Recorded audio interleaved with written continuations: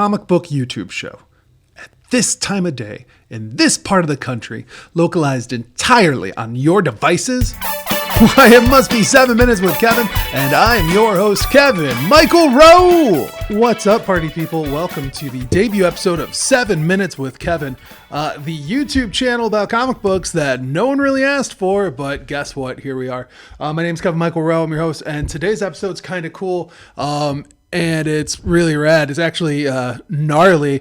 This is N.A.R.L.I's Tubular Tales. This is the debut comic book that I wrote and lettered, featuring artwork by the wonderful and great and soon-to-be first guest on the show, William Montalvo. So we're going to go through this issue today, and I'm definitely using this to promote my own work and for William's work, so you guys buy our stuff.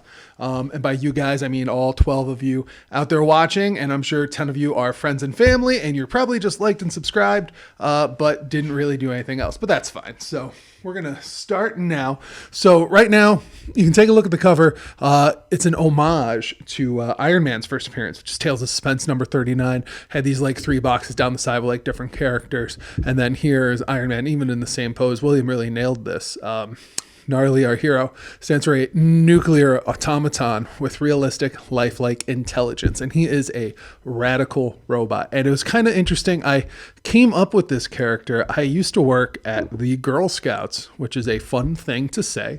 It was so dead and boring, and I had so much time on my hands, so I brainstormed like a lot of characters and a lot of story ideas and a whole bunch of like other fun stuff. And N.A.R.L.I has been an idea in my head for about 6-7 years now, and right at the beginning of the pandemic, I decided like, you know what, I'm going to make a comic book and follow my dreams. I can't draw, so I found this really great artist, William Montalvo.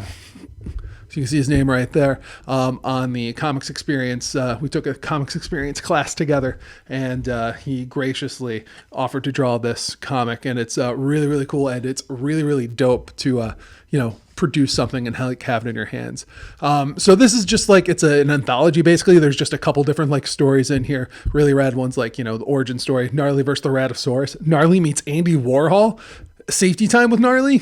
It's pretty great. My main influences with coming up with the character was like thinking back to like those glory days, like Saturday morning cartoons, and obviously my heroes Bill and Ted right there. So N.A.R.L.I solves crimes and he saves the universe, and he does all this stuff with his mother right there, the professor, and like he's just a radical robot, and he's trying to teach people that being rad is awesome, and he's just trying to save the world in his own way. Like, in his first story here, he skateboards against the Ratosaurus, lovingly modeled after Robbie the dinosaur from Dinosaurs. Like, look at that. They're going down there. Look at this grind right there. I took great pride in lettering that. This is the first comic book I ever lettered, and it was fun. And by fun, I mean stressful as heck, but it's still pretty cool. And William just really nailed this artwork, bringing everything to light. He did the black and white, He did the pencils, he did the inks, he did the coloring. I believe this was all digitally. He didn't do anything traditional, but it doesn't matter because like this is absolutely beautiful stuff. Nailed everything. Is that a baby by a lava pit? What's going to happen? Oh, N.A.R.L.I's going to save the day. That's what's going to happen. That's the major theme throughout this whole thing. Like these really short episodes of N.A.R.L.I getting into trouble or having to solve a mystery or fight someone, and just trying to do it in a nice radical way. So in this one, he goes back in time to meet a celebrated pop artist Andy Warhol, and there's some loving Batman goons right there, and then he comes back and he brings a painting for his mother. This was really cool. This was like an homage to the old G.I. Joe PSAs at the end. So here's N.A.R.L.I preventing kids from using a flamethrower. And here's N.A.R.L.I. It's a fun story introducing his big villain so far, the nerd, which is kind of fun to say because it's a nerd fighting a radical robot, even though nerds are cool too. And something like really interesting happened when this came out. My wife and I gave a bunch of copies to our friends, and then they just kept saying like, oh, our kids really love this. And they're sending us pictures of like their kids reading it. I'm like, that like this isn't for kids. This isn't like a kid's book. And then like I reread it again, like of course it's a kid's book. Like I modeled it after Saturday morning cartoon, for crying out loud. So of course kids would love it, not just permanent adolescents like myself. So that's pretty fun. And I realized there's not a lot of violence in here. Like the biggest fight, the big scene is like boom, that bonk, which is a complete ripoff / tribute to the Justice League number 5 or 6, where Batman punches that jerk Guy Gardner in the face. Yeah, like there's not a lot of violence. Gnarly is like trying to solve things like, in his own way. And, there's a forced moral message in this, like there is in most Saturday morning cartoons. Then we have our little post-credit scene here with Bogus, which is going to be like a recurring like villains.